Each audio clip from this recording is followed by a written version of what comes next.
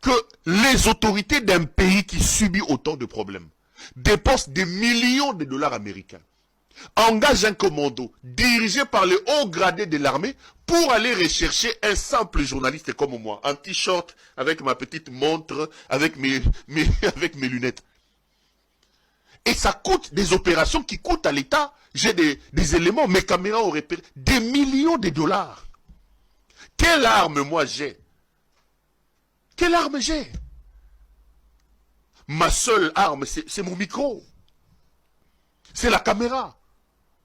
Quel mal moi j'ai fait qui mérite que mon pays s'attarde sur moi, que mon pays dépense autant de millions, que le pays fasse arrêter les services de renseignement. Vous savez, à un moment donné, ils ont mis sur mes trousses l'ANR, la DEMIAP, la police, l'armée, les ceci. Tous les services de renseignement du pays s'étaient arrêtés pour rechercher un simple journaliste comme moi. Mais mettez-vous à ma place. Si ça, ce n'est pas la folie, trouvez-moi un autre nom. Trouvez-moi un autre mot. C'est ça justement la folie. Aujourd'hui, la folie s'est installée au sommet de mon pays. Vous savez, des millions de dollars qu'on dépense pour donner un commando et venir chercher Pero Luara. Vous savez, $1 million peut construire combien de bancs? On peut fabriquer combien de bancs avec un simple $1 million? Pourquoi ce commando-là n'est pas monté pour aller chercher Makenga? Pourquoi ce commando-là n'est pas monté pour aller chercher Willy Ngoma? Vous pensez que moi, seulement avec la parole, je suis plus dangereux que le rebelle du M23? Vous pensez que moi, seulement avec mon micro, je suis plus dangereux que les gens qui tuent dans l'Est de la République, que les gens qui tuent, que les ADF, qui vous tuent des centaines de personnes chaque nuit? J'ai tué qui?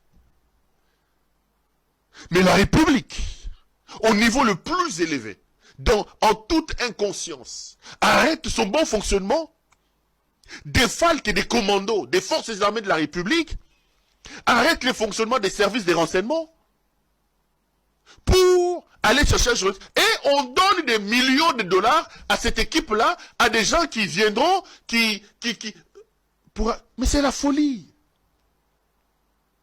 Et quand je dis ça, on me dit, non, tu as été trop dur avec eux. Il y a même des gens qui me disent, tu les as insultés. Mais vous, si ce n'est pas la folie, trouvez-moi un autre nom, un autre mot. La folie s'est installée aujourd'hui au sommet de votre pays. Chers compatriotes, aussi longtemps que nous ne nous mettrons pas debout, aussi longtemps que nous, peuple congolais, nous ne dirons pas que c'est assez, nous vivrons ce genre de situation jusqu'à la fin. Je vous dis que la folie s'est installée au sommet de notre pays.